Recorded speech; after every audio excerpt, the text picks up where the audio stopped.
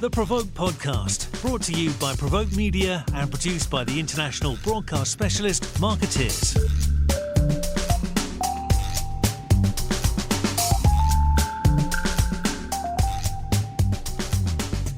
Hi everybody, and welcome to a very special edition of our PRovoke Podcast, where I'm talking, not for the first time, with Richard Edelman, CEO of the eponymous public relations agency.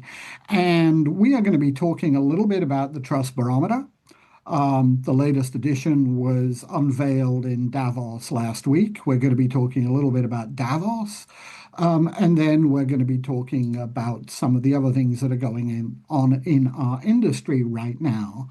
But let's start with the latest edition of the Trust Barometer and what feels very much like a sort of spiral of trust that has been going on now for the best part of a decade. Last year, it was sort of this environment of extreme grievance that was the core finding from the barometer. What did we find this year? So, Paul, let's start with polarization in 2016, where you saw Trump and Brexit and Macron. Then we started to see grievance last year, which was, frankly, anger and hostile activism and a feeling the system doesn't work. And then this year, we really have another level towards Dante's circle of hell, which is insularity. And when you're insular, you only trust people who have the same values, the same information sources, and the same solutions to societal issues. And it makes you rigid. It makes you somehow unable to, frankly, debate and even be receptive to innovation. So it makes you look backwards instead of forwards. Insularity sounds mild, though. I'm not sure it captures what we're seeing here, because as I was looking at the report, it felt to me as if what we're actually seeing is a fracture of society into two entirely separate realities. I think that's a valid interpretation of the data. The truth of the matter is we have to understand the underlying psychological condition before we observe the sort of political reality. And I think people are deeply nervous about inflation, which is a long-standing bugaboo in societies, going back to Weimar Germany, et cetera. They also are worried about tariffs. They're worried about the reality of AI potentially taking their jobs. And so there's a further acceleration of fears. On top of that, we have very compromised information systems. Literally, nearly half the people believe that there's information from malign foreign actors in the news sources.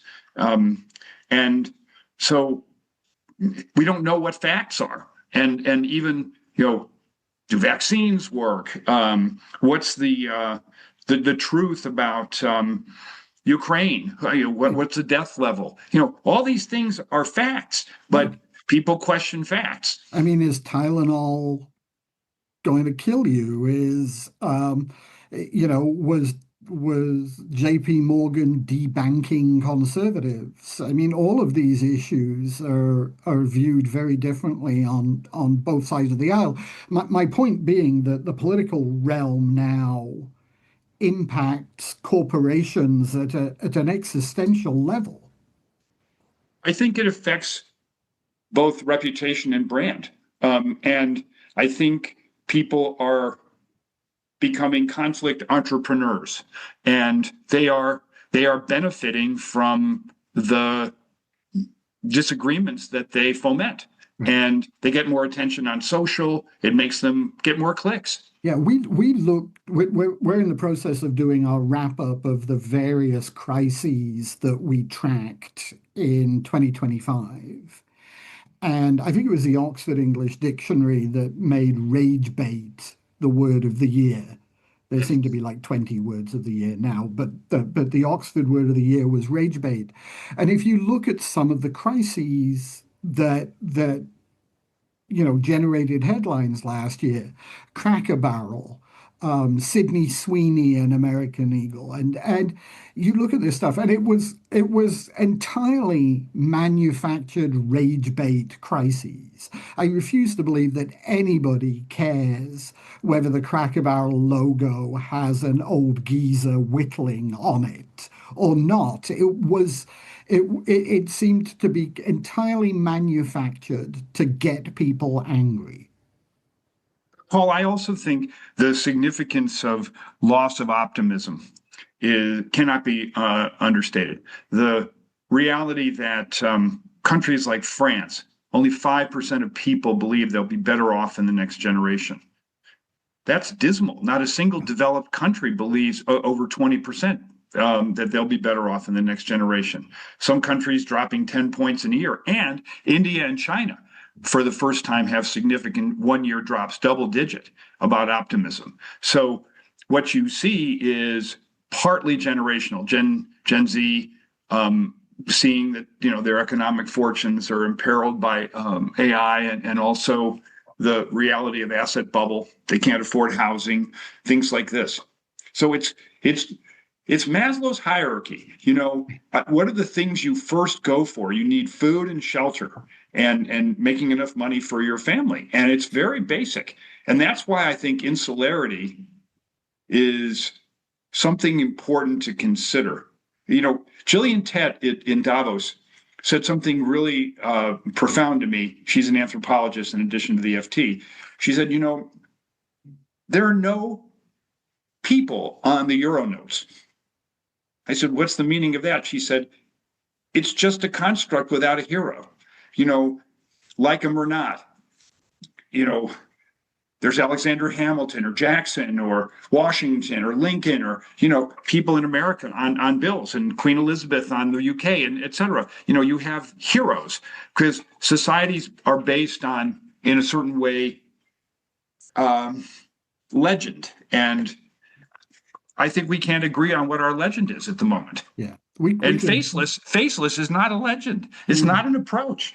We could have a whole discussion about the great man theory of history, but let me ask you, one of the things that I really respect about the Trust Barometer is that I think over the years it's developed from being sort of almost an opinion poll to being genuinely diagnostic, to being also prescriptive in that you offer a solution.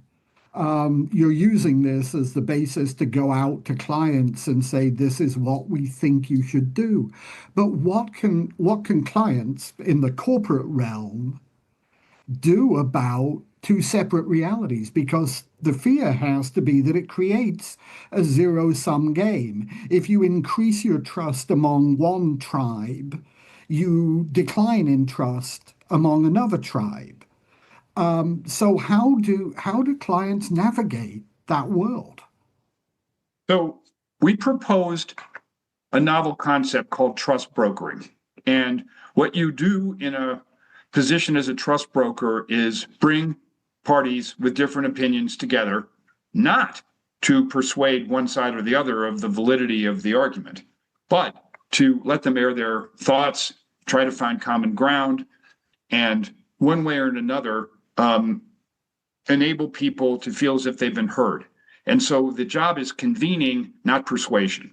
And so Edelman's actually going to partner with Vanderbilt University, which of the American universities has the best record of achieving discussion in the wake of both George Floyd and the October 7th incident. And so we're going to start at a couple of companies, and we're going to try it at the C-suite, and then we're going to try it at the line level. And I think it's profound because we need a way forward. Have you identified companies that are going to? Yeah, I have found already a bunch of companies that want to do this. For example, I was with the top execs at Allianz, the German-based insurer, and they have put trust, the net trust scores are in their incentive compensation, but the CEO has deputed 70,000 people who are manager level to do discussions. So he wants to really pursue this theory of trust brokering. And it's partly because insurance is based on trust. And then do you want me to discuss the other? Yeah, I'm sorry. Yes, I did interrupt The you. other So theory that we get have, back into your which flow. no, the other theory I have is I don't think that it's sufficient to be a multinational anymore. I think that you now need to be polynational, which means, and Arvind Krishna was so good on this during our trust session in Davos. He said, look, IBM India or IBM Germany, or IBM Japan, we've been there for 100 years, and we are absolutely core to the economic strategy of Japan, and we're trying to create local jobs, and we do training, and our local CEO has got a face. I think this is absolutely perfect for PR firms to pursue and counsel with their clients. Does that undermine the idea of core values? Are you suggesting that companies need to have different persona in different markets? I mean, one could easily see how if you were trying to be polynational in, say, Saudi Arabia and Germany, you would end up liking one thing in one market and condemning it in another, for example. So How do you balance that? I think on execution, the basics are, localize your supply chain, be part of the economic development of the country, have some image for your local CEO. Those are pretty basic. The harder questions, of course, which you raise, are ones of values. And I think values need to be universal. I don't think you can have one set in the Middle East and another in Europe. I think there's a way that you treat your people, or there's a way that you have a diverse workforce, or any of those things that require you to have consistency. So you don't think we've reached the end of values? That No, actually not in the least. companies are beginning to think that they're a burden rather than a benefit? I think that's a grave mistake. I think, in fact, I heard a wonderful phrase from a European leader about values-based realism. Well, And Mark Carney's whole speech was about principle and pragmatism, right? yes, So, which to me was the perfect expression of how you have to balance, because that's the nature of things. And you need to maintain your values, Paul, because ultimately that's what defines you. I hope you're right. It feels to me that we've swung radically in the direction of pragmatism in the last year or so, and that some of our principles have been forgotten along the way. But, maybe that's because I'm living in my particular, insular bubble. Um, But Paul, also, in my um, concluding remarks in Davos at the trust session, I had a moment of clarity, which was I've become insular in the last 2 years since October 7th. Anti-Semitism, the political turmoil, and I've narrowed my circle of friends. I've arguably pardoned my opinions, and I committed to doing the opposite this year. And I think it's an interesting theory to pursue for your listeners, because they should be thinking about it, not be so self-assured about what they are, who they are, and what they stand for. Because there's a reason that people have different views. You may not agree with it, but that you have the clarity to accept it as valid is important. yeah. I mean, we may have talked about this in the past, but um, it's always seemed to me that the PR industry could do with more intellectual and political diversity than perhaps we've seen in the past. Um, I think we do tend to be a little homogenous, and um, I think you can make the case that that's why we missed the backlash that swept Trump to power and eliminated DEI and ESG in a lot of companies. I think it's partly geographic. In other words, it's in the US, for example, more a business of the coasts than it is of the middle. And it's also that we had real business opportunities in the Purpose. 4 years in the post-COVID period. And a lot of that's evaporated, which is why you see PR agencies shrinking, actually. It's partly the what we do, not just the industries for whom we do it. So tell me a little bit about how this resonated with the audience in Davos, where you released the report, and maybe a little bit about sort of what else was going on in the mountains that you thought was interesting. So I think people really accepted this theory of insularity as an explanation of the turmoil around them. We were living in the moment of high drama in politics around Greenland between the Europeans and the Americans. Carney's speech basically dropped the gloves about this being a sort of irrevocable rupture with the U.S., and that the Western alliance forged arguably starting in World War I, but certainly post World War II, was now split, and that middle-sized countries had to pursue their own interests, otherwise to be eaten. And so, but fortunately, after Trump's speech, in which he was quite strong about the necessity of Greenland, and Mark Rutte of NATO and he worked out an agreement, and Golden Dome and all this. But the Europeans were reeling from this.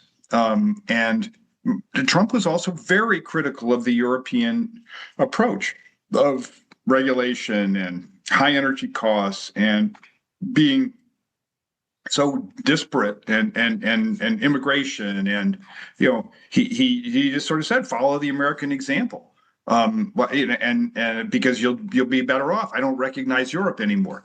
It's an interpretation, and so the Europeans were quite feisty about it. Madame Lagarde said, don't count Europe out. Don't sell Europe short. We've got a lot of attributes. But we still also have work to do around single market for finance, around again deregulation and speed to action, and defense, standing on our own 2 feet. So again, it was if 1947, 48 was sort of present at the creation of the Western Alliance, the Berlin Airlift, all this stuff, it did feel quite tectonic, the plates shifting, with America kind of going its own way.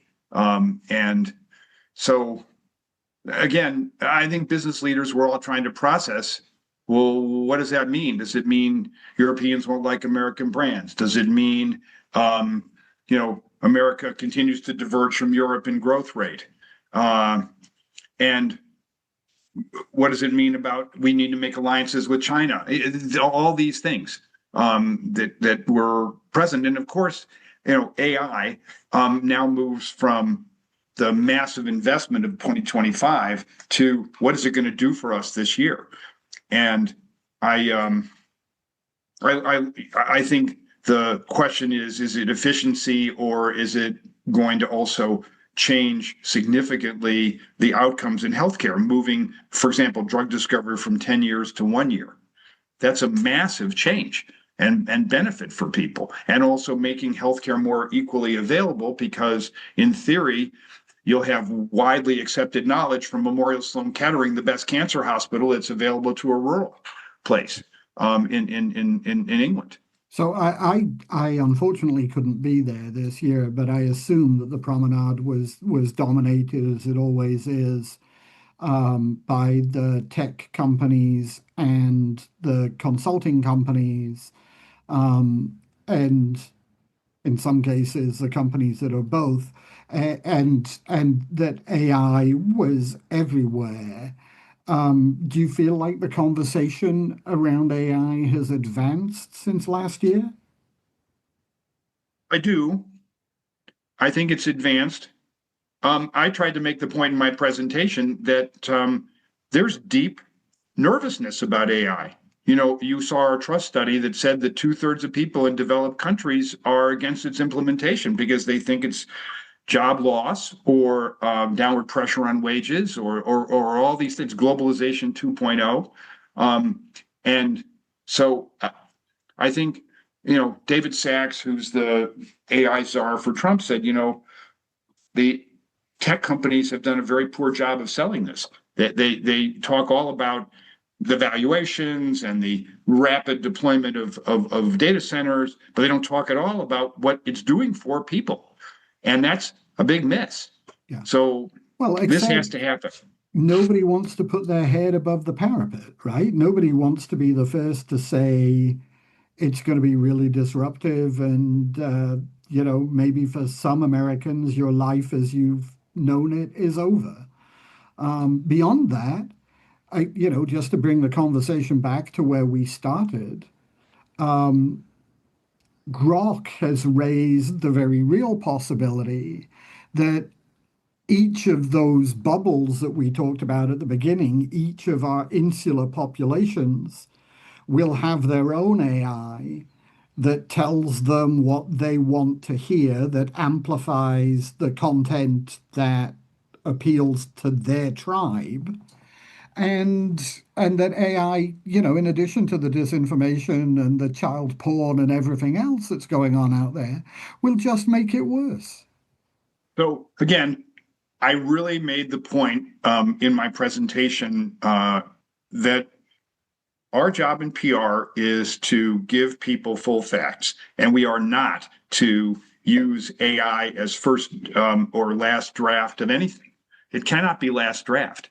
It needs to actually use AI for fairness, for comprehensiveness, but the human element of PR, the creativity, the ability to exceed the mean, which is what AI delivers, is urgent. And I think a massive opportunity. You've heard me talk on this podcast about LLM search being driven by earned media. But more than that, we have to be sure that facts are in the bloodstream and that therefore companies take it upon themselves to put quality material into Reddit and other places that are being scraped by the models. Right. And not ignore it.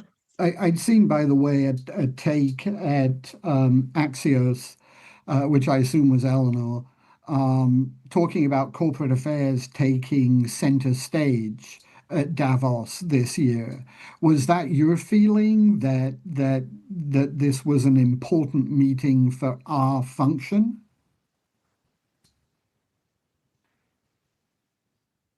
I think it's important if corporate affairs, again, bridges public affairs.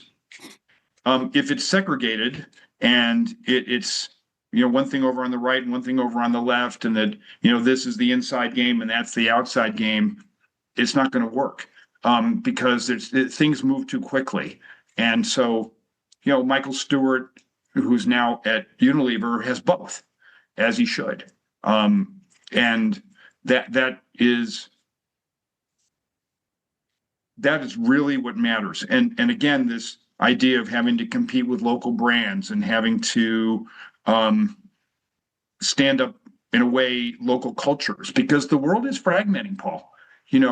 We don't have a universal culture anymore. Not everybody wants to be American and wear Levi's. We actually now A statistic I heard that blew me away. 50% of the detergent sales in Egypt, the number one and two brands, are local. Yeah. And they're not even as good, but they're local. So people are, and that's just an example of a small cultural fact. Right. I mean, I shouldn't be surprised. The number one and number two PR firms in most of the markets I cover are local.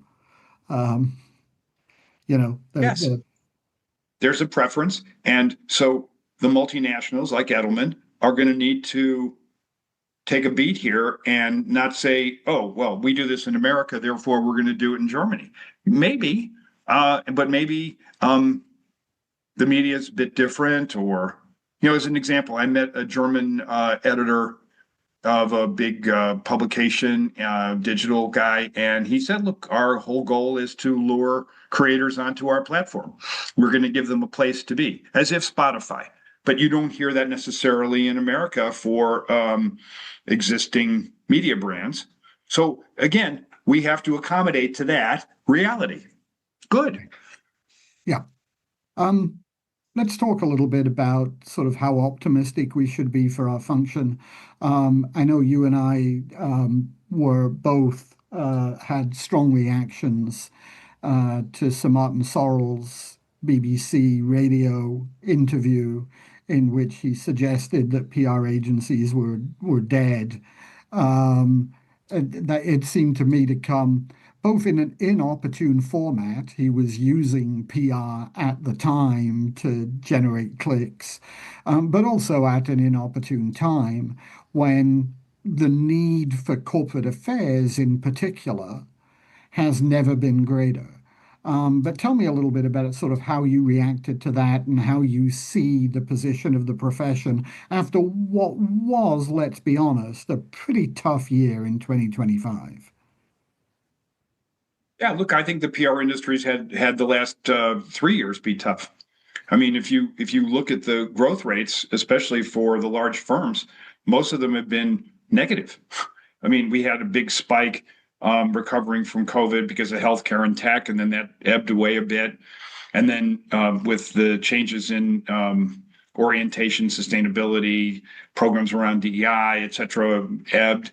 But I thought Sorrell's comments were quite ill-placed, because the theory that PR is about press releases and that PR is somehow just pitching media is so antediluvian, and just kind of, oh, well, it's all about content creation. Well, yes, that's what we've been doing for the last 10 years. And we understand that periodically we have to go direct to the end user as opposed to going through media. And we do stand up social sites. And in fact, ours arguably are both substantive and alluring, that we're not just about, grabbing attention, but we actually want to do something. That's the mission of PR. Is action, not just image. And so I thought he really missed the point.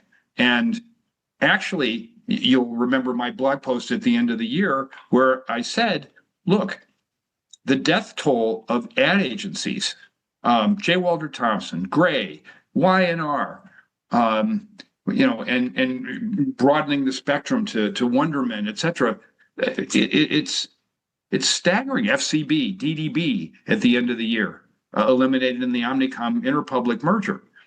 The creative agencies are disappearing. That's a super opportunity for PR firms.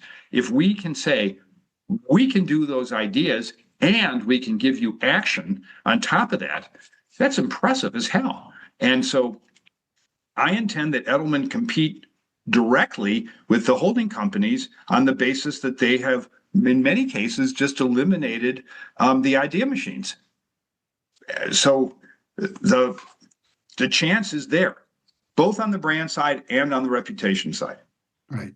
I think it was easy to see, as geopolitics dominated the agenda last year, the opportunity for the reputation side and the corporate side. The brand side is really interesting too. And I think I've seen more PR firms. I like the idea factory, the idea machine as a concept, trying to become that. Um, it, you know, do you feel like we're there or almost there? I mean, I see really stronger work by PR firms to actually partner with brands to help them innovate. You know, what we did with Progresso last year, the soup drops, as an example of something to create a counter-cyclical, seasonal, fun thing to, wake up a category that was pretty dormant, and it gave them a big jump in sales. And I also think PR firms have to be faster and be in culture, because culture is media. And so, again, the idea of collabs, of collaborations, the work that we've done between Dove and Crumble, the idea that we would do a chocolate chip scented shampoo. That's our idea with the client. Great. And Walmart did it and had a huge sellout. And the Butterball example that I blogged about of, a collab with people who make aprons, and we made cooking pants. This stuff generates huge social take. Great. That's what we should be doing. It doesn't all have to be serious, like lowering the temperature in the holds, which of course you and I love the most because it changes, but other stuff sells product, and that's important, just as important for me. Yeah. And brands are just as important for consumers, even in this ridiculous, polarized, insular, sort of self-contained world. Paul, I actually think they're even more important than reputation. Now, we can have a good debate about this, but brands are intimately involved with people. And I think if trust is going to be rebuilt, it's going to be from the bottom up. That's why brands have a special chance, because they're with everybody. And so ultimately, the brand, I actually think that trust now is the first gate through which a brand has to pass before you get to price or quality. We're going to test this for Cannes for June. It's a key part of our study. But my theory is I have so much going on around me. Do I want to do business with Paul? The fact that you like the Mets and I like the Cubs, is that enough for us to break up? No. We go to the ballpark. You have your hat, I have mine. So what? You guys hit a home run and I kind of get depressed, but you win and I give you a high five. That's how we have to be. I mean, to be fair, I kind of like the Cubs. If it was the Yankees, we'd probably have. I could never like the Yankees. That's I'm being insular, but there are Jesus, their fans are ridiculous. We've never gone to a Yankee game. Good. All right. Listen, I feel like over 30 minutes, we've touched on so many hot button issues. I suspect there are sort of 2 or 3 topics that we've gone over that would each on its own make a really good podcast. But as a sort of where we are in January 2026, looking at the world as it currently exists, I think that's a great overview. Thank you so much, Richard. Thank you, Paul. I'm optimistic for this year.